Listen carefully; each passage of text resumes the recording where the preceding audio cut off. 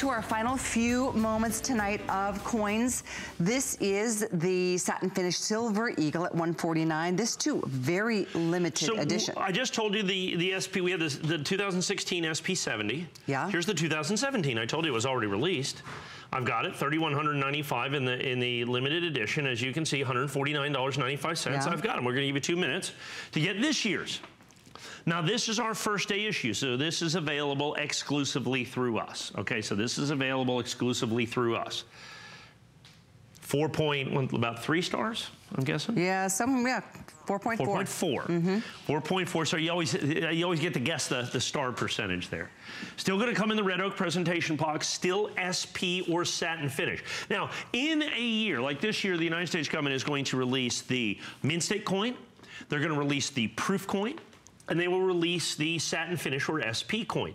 Of the 3 coins, Silver Eagles, that the United States government releases, the SP is always the rarest, okay? It is always the rarest of those coins will be the SP coins. And that's what we've got right here. So of the 3 Eagles that will be released by the United States government this year, this will be the rarest as a standalone in terms of type. Okay, in terms of type of these coins.